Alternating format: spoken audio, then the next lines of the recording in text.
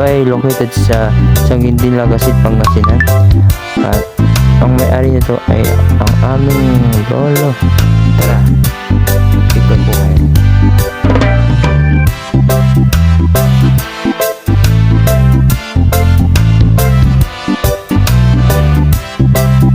Ang entrance fee pala nito ay nasa 80 pesos ang isang tao. Pag bata is nasa 50 pesos.